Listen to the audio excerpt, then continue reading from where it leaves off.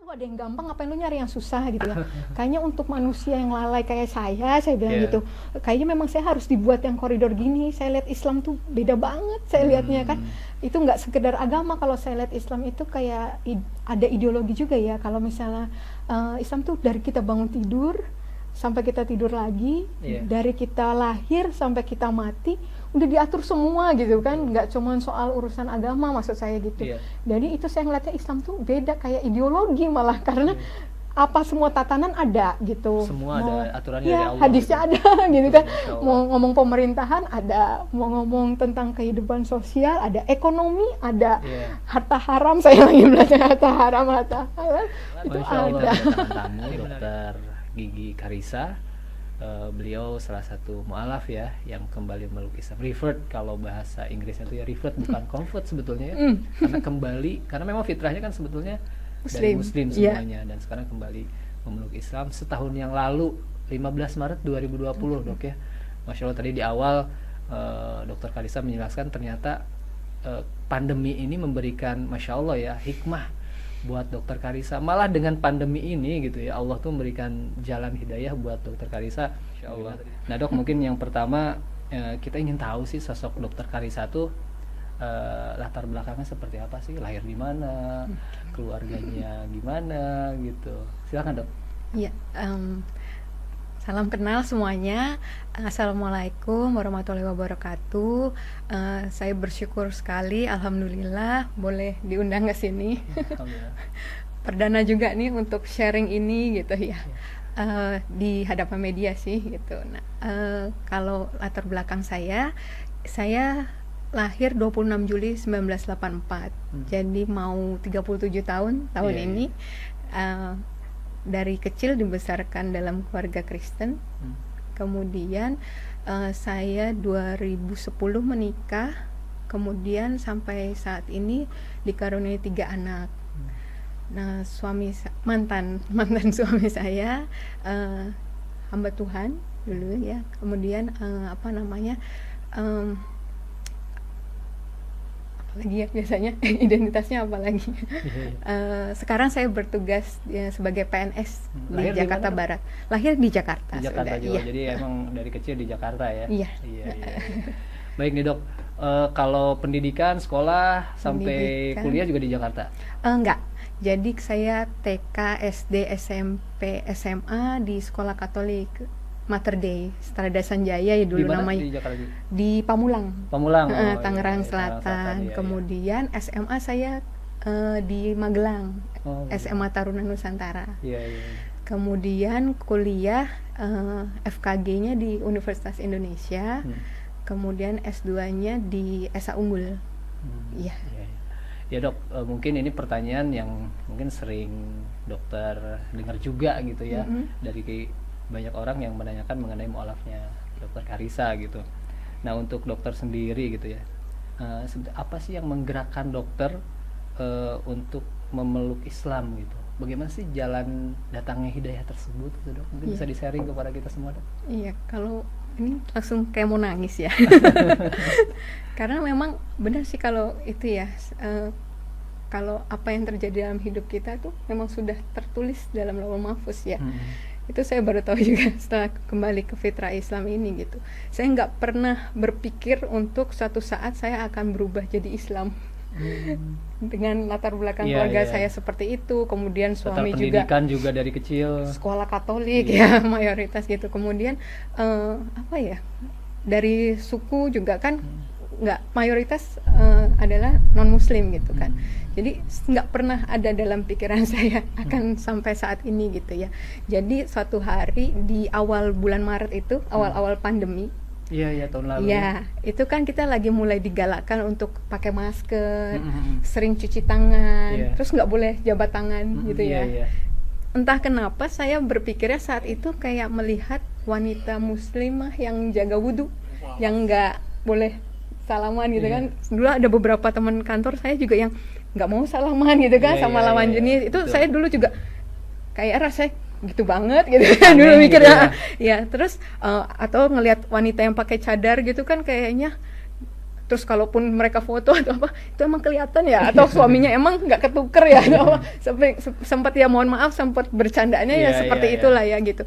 Tapi nggak tahu kenapa di awal pandemi itu saya malah kayak dilihatnya adalah kok kayak orang muslimah itu ya gitu ya, kayak sekarang kita kayak dipaksa semua pakai niqab ya, kayak seolah gitu ya, sampai berpikir bahwa ini ajaran agamanya kok baik sekali ya, saya mikir, apalagi saya dengan latar belakang medis kan, saya mikirnya saya lihatnya bukan, saya jadi awalnya itu nggak belajar doktrin ajaran Islamnya gitu, untuk belajar juga kan takut ya, jadi saya iseng browsing manfaat wudhu itu, saya manfaat gerakan sholat gitu, kenapa orang pakai niqab kayak gitu-gitu, saya lihatnya yang sederhana gitu sih gitu, saya lihat kok secara medis ilmiah bisa dibuktikan, tapi juga ajaran agamanya masuk gitu. Berawal dari situ sih, gerakan sholat kenapa gini, terus kenapa kakinya jarinya harus begitu ditekan, secara medis itu semua bisa dijelaskan gitu kan, secara ilmiah ya. Betul. Nah itu saya agak mulai kok gitu, terus habis itu sempat ada lagi pertentangan di batin gitu, tapi doanya diulang-ulang, saya mikir gitu kan, doanya diulang-ulang, hafalan, kalau soalnya saya taunya kayaknya ini doanya kan diulang-ulang, itu bacaannya itu sepengetahuan saya aja gitu kan, terus tapi kayak ada lagi di batin yang menjawab, atau mungkin itu Allah gimana ya, saya itu kayak dialog gitu, saya ambil kayak ngelihat ke langit gitu kadang, tapi doanya kan diulang-ulang, kadang saya gitu, terus kayak Allah jawab, bukankah emang bumi ini berputar dengan memang semua ada hitung-hitungannya. Saya tuh pernah tahu ada zikir 100 kali, ada berapa waktu saat itu ya, waktu saya non muslim, kok doa aja dihitungin 100 kali atau berapa gitu kali, maksud saya apa bedanya dengan kalau cuma 3 kali atau apa gitu kan, saya sempat gitu. Terus tapi kayak di hati tuh ada yang bilang bahwa di bumi ini juga geraknya itu juga ada hitungannya semua, coba 1 detik aja atau 1 hitungan salah aja ya berantakan gitu kan, kayak kejawab gitu, setiap ada saya ragu apa kejawab, enggak lah itu apa di lantai gitu kan, sholatnya sembayangnya tuh ke lantai gitu, kayaknya kotor atau gimana gitu ya mikirnya gitu ya. Terus tapi saya mikir lagi, tapi itu kayaknya itu ya di hadapan Allah semua sama ya, tapi waktu saya itu ngomong di hadapan Allah di hadapan Tuhan kan emang semua manusia sama ya gitu kan, derajatnya sama ya, itu mau kaya mau miskin semua di lantai kan, nggak bisa milih kayak mohon maaf yang sebelumnya kan saya bisa duduk di kursi yang kalau PD bisa duduk di depan mungkin, yang ini duduk di belakang, yang di depan mungkin kursinya lebih bagus atau apa gitu, ini nggak bisa, mau duduk di depan mau di belakang ya tergantung kamu datang ya kan, kita bisa saf paling depan yang laki-laki ya gitu kan, gitu sih saya awalnya kayak gitu. Terus udah mulai tuh kegalauan muncul gitu, saya kalau diibaratkan kayak ada di persimpangan jalan gitu mas, antara saya masih lakukan yang lama tapi kok kosong, ragu-ragu, ada keraguan gitu. Iya betul, saya nganterin anak ke sekolah minggu ya, terus habis itu saya ibadah sendirian gitu kan, di ibadah yang dewasa, tapi pulang tuh kayak ada yang apa gitu, kayak nggak seperti biasanya gitu. Tapi untuk melakukan yang cara Islam juga belum bisa, belum belajar gitu kan. Udah sampai akhirnya beberapa saat itu malah nggak ibadah sama sekali. Ya, terus abis itu akhirnya saya itu berapa lama nggak ibadah sama? Nggak sih, dalam hitungan mungkin 2 mingguan itu ya. Karena kan awal Maret, saya akhirnya 2 mingguan kemudian tuh saya nggak pede ya rasanya. Kalau orang biasa beribadah terus nggak ibadah, kan rasanya kayak nggak yakin, nggak pede, takut gitu ya, kayak cemas gitu. Akhirnya nggak bisa nih, saya harus ngalah nih, harus salah satu nih gitu kan, saya pikir gitu. Terus saya cerita sama salah seorang teman gitu ya, karena saya nggak tahu harus gimana gitu. Nah apa namanya, tapi temannya satu agama juga ya? Islam. Justru Islam. Karena sahabat saya langsung ke yang Islam, tapi memang laki-laki. Saya bilang karena saya pikir kalau perempuan, saya kan perempuan ya. Kalau perempuan kayak agak bocor halus kan. Saya takut kalau sampai bocor ya. Ini salah saya perempuan juga ya. Mohon maaf. Nah terus akhirnya saya cerita gitu, terus tapi menurut beliau senang ya, maksudnya ada ketertarikan terhadap Islam. Saya tadi cuma cerita sebatas yang tadi saya cerita juga. Terus tapi beliau bilang kalau kan nggak boleh ya, bukan muhrimnya, diarahkan untuk saya datang ke Mualaf Center. Mualaf Center Umiren ya? Belum. Belum ya? kebetulan ketemu dengan Bunda Sri di Mualaf Center di Jakarta Barat, Duri Kepa. Nah itu memang teman saya itu pesan gitu kan, cari yang ahwat, terus cari kalau dia menjelekkan agama kamu sebelumnya nggak usah diteruskan. Kalau misalnya dia nggak ngajarin tauhid juga nggak usah diteruskan, gitu. Pesannya gitu. Oh ya udah, terus saya kesana. Kenapa? Saya ceritain seperti tadi juga. Oke, terus benar yang kayak teman saya bilang, beliau nggak nanya latar belakang saya, semua nggak ada nanya apapun, langsung jelasin tauhid, rukun iman, rukun Islam, itu sambil diceritakan itu tuh air mata nggak terasa ngalir terus ya. Dari jam 9 sampai menjelang zuhur, Bunda nanya, gimana? Dokter Karissa sekarang mau gimana? Katanya gitu. Ya Bunda, saya belajar dulu, saya bilang gitu. Kalau yakin nanti saya masuk Islam, saya bilang gitu. Terus Bunda bilang, ya boleh gitu kan, tapi nggak dihitung pahala ya, katanya gitu, karena kan belum, katanya gitu. Mau Dokter Karissa baca Quran, mau Dokter Karissa sholat, itu belum dihitung pahala. Oh gitu, saya gitu. Emang kalau syahadat isinya apa Bunda? Percaya bahwa Allah itu esa, percaya, saya bilang. Percaya Muhammad utusan Allah, percaya, saya bilang gitu. Ya udah itu isinya syahadat. Ya udah saya syahadat, saya bilang gitu. Nggak ada mikir gimana tuh, nggak ada saat itu. Dan memang Bunda juga kan nggak jelasin apapun di luar tauhid itu kan. Udah itu Bunda ngambilkan gamis, kerudung, saya azan zuhur saya dibimbing ucap syahadat. Bunda bilang sih pas terakhir itu, ini informal ya, kalau misalnya Dokter Karissa nanti lebih yakin mau diulang di masjid dengan saksi lebih banyak, silakan, katanya gitu. Tapi nggak tahu kenapa di hati saya ngerasanya ini nggak informal, karena sudah di hadapan Allah, gitu kan. Saya nggak ada mundur lagi karena ini udah di hadapan Allah kan, nggak mungkin main-main gitu kan, gitu. Jadi dengan bekal itu aja saya masuk Islam. Setelah syahadat ada perubahan. Setelah syahadat, bayangan saya itu bukan apa-apa ya. Saya bukan yang nggak mau cerita sama teman kantor, nggak mau cerita sama keluarga. Cuma saat itu kan saya pengetahuannya minim banget. Kalau saya langsung ngomong gimana-gimana, terus ditanya-tanya, terus saya malah jadinya jatuhnya jelekin Islam nanti kalau saya salah jelasin atau apa gitu. Saya takutnya salah itu aja. Belajar aja dulu. Saya gitu pikirnya mau belajar lagi gitu, lebih lagi belajar lagi baru mungkin pada tahu. Tapi itu udah Allah yang rancangkan semuanya dengan sempurna, dengan rapi banget. Jadi teman saya tahu dulu, Pak. Nah terus mulai mereka, jadi bukan kan saya di keluarga anggapnya dikirain karena saya lingkungan PNS mayoritas muslim itu yang mempengaruhi saya jadi muslim. Padahal itu. Dalam pergaulan kami kan nggak ada bahas agama sama sekali. Profesional nggak ada. Iya gitu betul. Nah kemudian saya suka lari, komunitas lari juga kan ya udah selesai lari udah nggak ada bahas tentang agama juga gitu. Nah jadi baru setelah itu mereka tahu, baru mereka kirim link, kirim buku, kirim apa supaya gitu kan. Gitu betul. Setelah itu memang baru. Nah kemudian ada salah satu guru ngaji yang betulin bacaan gitu-gitu bilang, kapan Dok harus ngomong sama suami terutama ya, karena dari keluarga terdekat, orang tua Dok ngomong, ya ntar ya Bu, udah masuk Ramadan. Itu kalau diceritain ini langsung nggak apa-apa kronologisnya ya, nggak apa-apa, saya biarin nggak ini ya. Padahal ditanyain cuma dapat hidayahnya tapi lah jadi lanjut gitu. Nah jadi itu kan mau masuk Ramadan. Itu saya mulai belajar taraweh kan, cara sholat taraweh gitu ya. Saya udah belajar, cuma saya lagi mikir, itu 2 hari sebelum mulai taraweh pertama saya belajar itu. Saya mikir gimana ya, yang 4 rakaat aja saya deg-degan sholatnya. Jadi rumah saya tuh ada CCTV-nya semua. Cuma ada satu blind spot itu yang di depan pintu klinik saya. Jadi kalau dari sisi sini ada CCTV, dari sana CCTV, pas di depan pintunya banget lah, itu yang kayaknya blind spotnya, yang nggak dapat CCTV manapun. Jadi saya sholat di depan pintu klinik saya, yang mana itu deket sebelahnya kamar mandi, sebelah pintu klinik gitu. Jadi saya sholat di situ, diam-diam, termasuk pembantu saya mungkin nggak tahu juga, walaupun mereka mungkin nyuci mukena yang bukan miliknya, mungkin dia tahu juga tapi nggak tanya. Itu setiap habis sholat tuh keringat sejagung-jagung karena saking deg-degan, takut ketahuan. ya, Iya betul. 4 rakaat itu rasa lama banget. Saya nggak kebayang 11 rakaat Apalagi pas taraweh taraweh. gimana.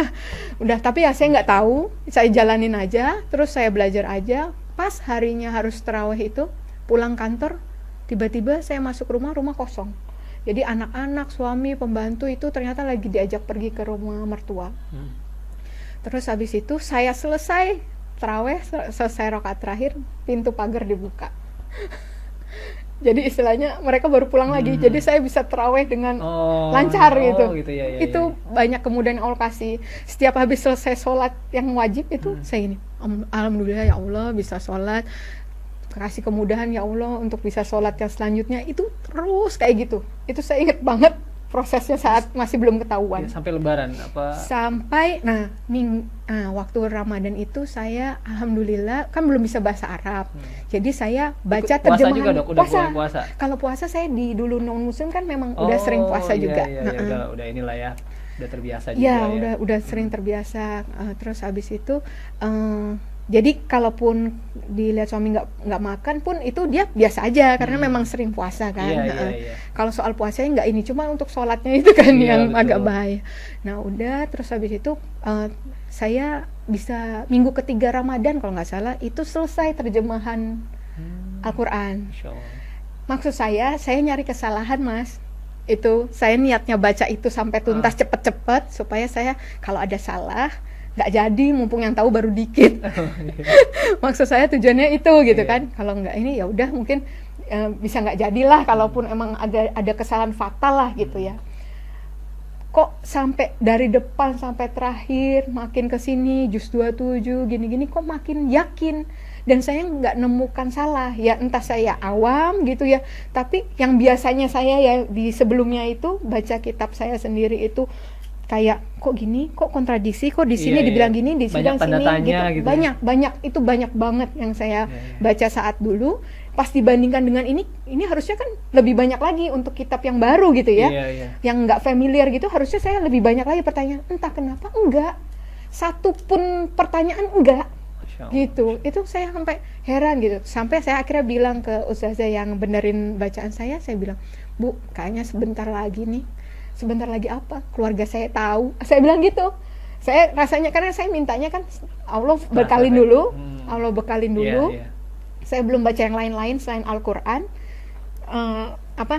Karena pesannya bunda saya waktu itu juga, udah kamu baca aja Al-Quran dulu, nanti hadis, udah baru buku-buku yang lainnya. Nah itu kan yang manusia ya. Kemudian udah saya bilang, "Bu, sebentar lagi nih," saya bilang gitu. Bener.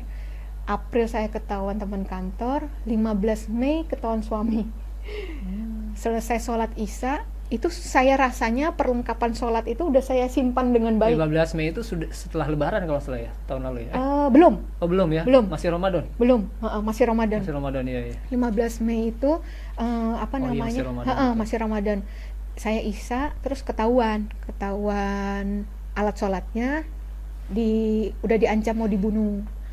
Saat itu juga. Terus saya kan dikasih HP sama temen yang udah mulai tahu kan, ngasih HP untuk cadangan kalau ada apa-apa, karena mereka udah tahu kalau mualaf tuh akan kayak gimana gitu ya. Terus itu HP juga ketahuan. Terus habis itu sama suami dimasukkan ke gelas, diisi air, dicemplungin ke situ. Terus kamu kalau diterusin kayak gitu, saya rela masuk penjara karena bunuh kamu daripada anak-anak tahu maminya masuk muslim, dibilang gitu. Itu saya nggak tahu harus gimana ya. Terus saya cerita ke teman kantor ya, ke bos saya, "Bu, saya ketahuan," saya bilang, "alat sholat saya nggak bisa sholat," saya bilang gitu. Ke lawyer juga, "Ya udah kamu diam-diam aja dulu, jangan kelihatan kamu sholat." Itu juga Pak, 2 hari sebelumnya atau akhirnya saya menjalani hidup seperti biasanya lagi, tanpa sepengetahuan mantan suami. Karena dia juga udah pesan, "Sudah kamu ajarin lagi ayat hafalan Alkitab," kan anak-anak saya ajarin ayat hafalan juga, tapi yang Alkitab gitu kan. Cuman saya nggak lakukan juga karena saya udah nggak bisa lagi kan ya gitu kan. Sudah, terus sampai akhirnya 31 Mei itu saya ingat saya mau tahajud, jadi sekitar jam 3:30-4 pagi ya.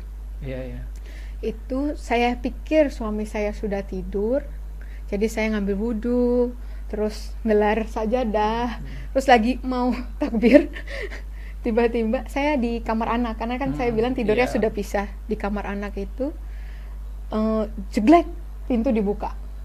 Tapi kan dokter udah mau sholat gitu ya. Udah begini, udah nggak bisa apa-apa. Cuman udah denger gitu ya. Udah langsung, tadi nggak dengar langkah kaki tuh biasanya saya ini Mas, jadi sebelumnya kalau setiap saya sholat dengar langkah kaki, mau saya udah di ujung sholat pun saya ulang dari depan, langsung nggak jadi gitu lagi gitu. Nah ini saya bener-bener nggak dengar langkah kaki pun, jadi langsung jeglek gitu. Udah dia langsung gini, terus ngelihat sajadah, ngelihat saya pakai mukena, saya udah pasrah dengan mukena itu. Terus dia langsung keluar lagi, terus saya buka, ini saya nggak saya lanjutin sholatnya. Terus saya keluar, buka mukena, ya. Terus saya keluar gitu kan. Kamu kan udah saya bilangin, dia bilang gitu. Kamu nyari apa sih, kata dia gitu kan. Terus saya bilang waktu saat itu